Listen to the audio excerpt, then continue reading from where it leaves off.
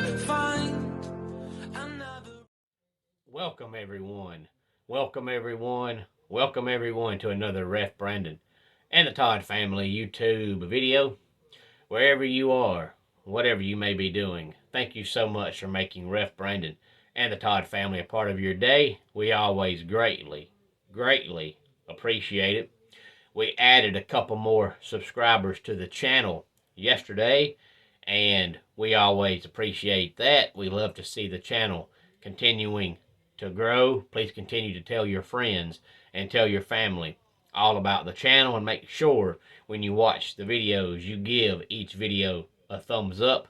That greatly helps the channel. Today's video is mainly going to be about NASCAR, and then I've got a couple of other things I want to quickly mention. But today's video is going to have to end on a sad note. So because of that, I'm not going to end the video with a dad joke and then turn around and have a sad note, because to me, that's disrespectful. So I'm going to start out today's video by giving you your dad joke. And that is that I was going to tell you a joke about the sun, but it was too bright. And now on to our quick review of the NASCAR action from over the weekend. Saturday in the NASCAR Xfinity race, we saw Noah Gragson pick up his first win of the season. Now there are 4 races in, and his worst finish is 3rd. He's finished in top 3 in all 4 races, so it's a long season, but right now it's easy to say he'd be the early favorite to win the championship. Brandon Jones came home 2nd, followed by Josh Berry, Trevor Bayne, and John Hunter Nemechek, which, by the way, that drives me crazy. I wish he would be John Nemechek or Hunter Nemechek. You don't have to use your real name, but of course he is the son of old NASCAR driver Joe Nemechek. 6 through 10 was Ty Gibbs, A.J. Allmendinger, Daniel Hemrick, Landon Castle, and Justin Allgaier. Now, the Xfinity Series is back in action this upcoming Saturday at 5 o'clock at Atlanta Motor Speedway, and I'm excited about the Atlanta race because they say the track has gone through a complete configuration, and I want to see what it looks like. So I'm excited about this weekend because they're having a doubleheader on Saturday with the truck race at 2:30, followed by the Xfinity race at 5 o'clock. And then, of course, on Sunday will be the Cup race. And speaking of the Cup race, Sunday in the Cup race, we had our 4th different winner in 4 races. And we had the 2nd driver this year to win his first career race. Of course, we know Austin Cindric won Daytona back last month. This time, Chase Briscoe won, and of course he drives Tony Stewart's old number 14 for Stewart-Haas Racing. He is sponsored by Mahindra Tractors. It's their first year in the Cup Series. Chase Briscoe scores his first career win, followed by Ross Chastain, Tyler Reddick, Ryan Blaney, and Kurt Busch. Now, I had an observation Saturday while I was watching qualifying. Ryan Blaney won the pole. It's only his 7th career pole, but typically, most of the time, Ryan Blaney qualifies somewhere near the front. He usually runs up front. He usually finishes up front. He just never wins. I think he's going to be the modern-day Bobby Labonte. If you're a long-time NASCAR fan, you know Bobby Labonte raced forever. And it seemed like Bobby Labonte was always up front, and he won 21 career races. Now, Ryan Blaney so far has 7 career wins. He has led all 4 races this year, but he has not won one yet. And I continue to be impressed with Ross Chastain in his first year for Trackhouse Racing.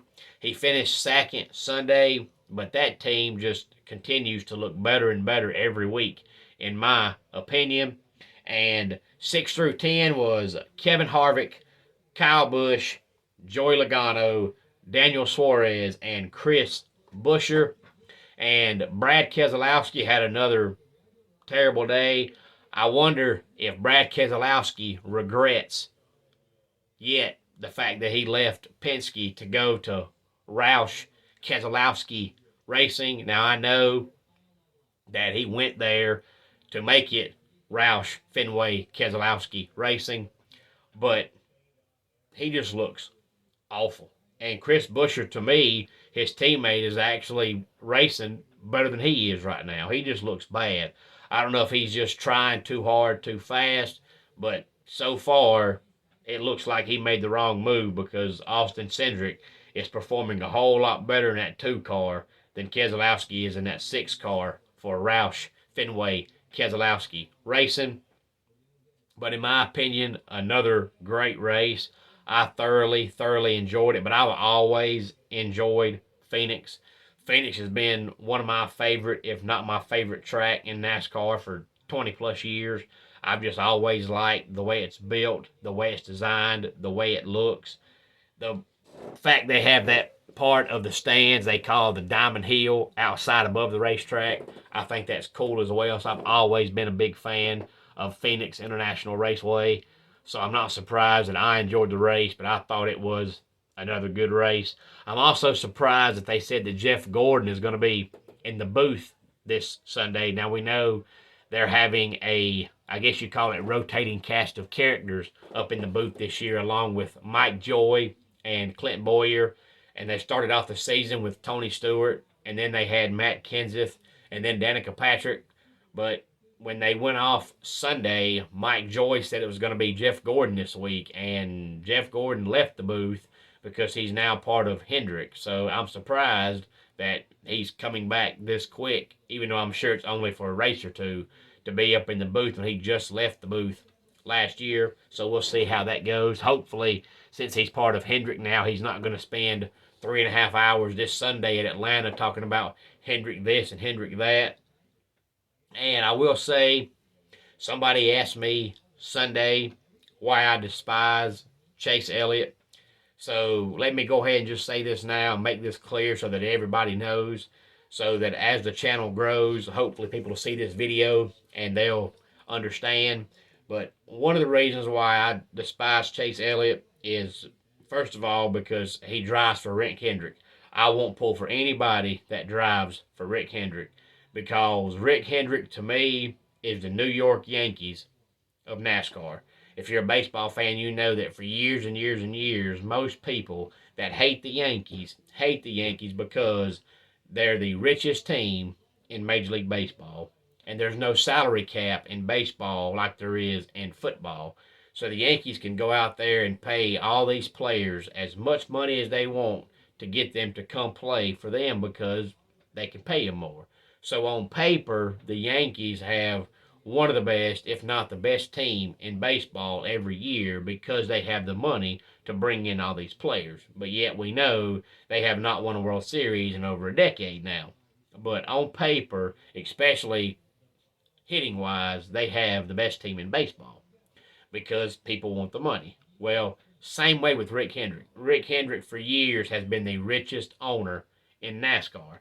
So he pays to have the best equipment. So he's always going to have the best chance to win. So on paper, Rick Hendrick should win every race every year. So I'm not going to pull for anybody that drives for an organization that already has a leg up on the field. And second of all, I don't pull for Chase Elliott because he's so popular.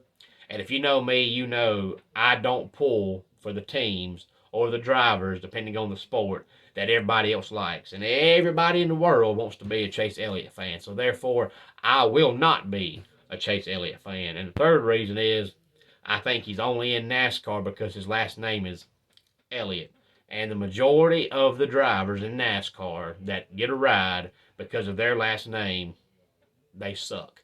Now, I will say that Chase Elliott is better than most of those drivers, but still, to me, he did not earn his ride. He got his ride because his last name is Elliott. Just like Dale Jr. got his ride because his last name was Earnhardt. When Stephen Wallace raced, he got his ride because his last name was Wallace and he was Rusty's son. I just don't pull for drivers that get a ride automatically because of what their last name is. I'm just not going to do that. And the fourth reason why I don't like Chase Elliott is because for years and years and years and years and years, NASCAR only had two road courses on the schedule, and that was Sonoma and Watkins Glen. That was the only two they had. Now, all of a sudden, Chase Elliott comes along, and NASCAR sees how popular he is, and they've gone from two road courses to seven in no time. And now there's talks of adding more road courses. Why do they do that? To try to help Chase Elliott win more races because he's so popular. I'm not going to pull for anybody that gets showed favoritism. I just can't do that. I've never done that, never have, never will. I just can't do it. So hopefully that makes it clear on why I am not a Chase Elliott fan, never have been, never will be. And I also want to quickly mention that Major League Baseball is back. For all the baseball fans out there, I know it looked like for a while that there was not going to be any Major League Baseball this year, but the MLB Players Association finally came to agreement with all the owners and general managers, and I believe this season is going to start April the 7th, so there will be Major League Baseball. But it looks like Freddie Freeman will not be back with the Braves, which I knew from the get-go he wouldn't be, because speaking of money, the Braves are near the bottom of payroll in baseball. So anytime a player is thinking about leaving the Braves or thinking about coming to the Braves, and it comes down to the Braves and one other team, and it comes down to a money issue, they never pick the Braves because the Braves just cannot pay what other teams can pay. So as soon as last year ended, I had a feeling Freddie Freeman would not be back, but of course it couldn't be made official because the lockout lasted for so long. And also Tom Brady is back. He decided he was not going to retire, which to me is funny, only because in the interview he said, in the past 2 months I've realized my place is still on the field, which to me means he was never going to retire in the first place. It was nothing but a publicity stunt because it's the off season. How can you miss football when there's no football? How do you know you miss a game when you have not missed a game? So that tells me it was nothing but a PR stunt to draw attention, which kind of makes a lot of people lose respect for Tom Brady. Now, I know a lot of people already don't like him because he wins so much, and people just don't like winners. That's a natural human reaction. You hate winners. But the ones that do like Tom Brady because most players, especially once they get to the professionals in whatever sport they play, they start loving attention, and they'll do whatever they can to draw attention all year long. So when whatever sport they play in is having their off season, they'll go out and do stupid stuff or record videos or do tweets, things like that, just to draw attention to themselves. Well, Tom Brady has never done that. Tom Brady's always been the type to where once the season ends, you don't hear from Tom Brady until the next season starts. It was about 3 years ago where there was a big, huge video of Tom Brady, his wife, and their kids on vacation. And it came out during the off season. And it was like, well, at least he's finally getting shown and getting seen during the off season, but he was playing with his family. So he always came across as a family man that didn't care about the attention until this happened. This was nothing but a publicity stunt. That's all it was. You can't come out and say you missed football when it's the off season. So whether you were still playing or not, you still gonna be sitting at home. And I've got to end today's video on a sad note. Everybody knows that I'm a huge wrestling fan, but we do not talk wrestling every day here on the channel. But anytime anything big happens, I try to bring it up and mention it. And for those of you that don't know, first of all, Big E broke his neck this past Friday on SmackDown, and they say that it may end his wrestling career, but let's hope and pray that he does make a full recovery.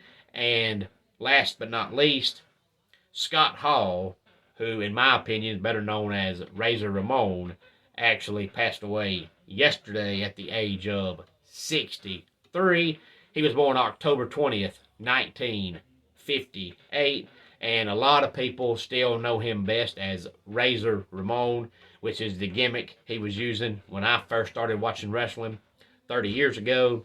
But he started out in wrestling as the Diamond Stud before he started using his real name back in the days of the AWA, before going to WWF at the time and becoming Razor Ramon. And of course, he used that gimmick up until going to WCW and forming the tag team known as the Outsiders with Kevin Nash when they originated the NWO. And in my opinion, he is one of the all-time greats. In my personal opinion, him and Roddy Piper are the two best wrestlers ever to never hold a major world championship. I know they won world titles, in the small organizations, but as far as the big organizations, Roddy Piper and Scott Hall never won a major world title. But that does not take away from the greatness that was Scott Oliver Hall, aka Razor Ramon. So I want to end the video on a sad note and say rest in peace to one of the all-time greats. And let's please send out thoughts, prayers, condolences to the family of Scott Oliver Hall, because he was 63 years old. And it was unexpected because he actually got clean a couple of years ago. But what happened was he had to have surgery last week on his mouth, and somehow, some way, the surgery went bad and caused him to have 3 heart attacks on Saturday morning. And I guess at 63 years old, he just did not have the willpower to fight it off. So it got the best of him yesterday. So again, rest in peace, Scott Hall. That wraps it up for today's Ref Brandon and the Todd Family YouTube video. Until next time, it's Ref Brandon saying, just like in pro wrestling, life can be over by the count of 3. Tell your friends and family how much you love them. Bye.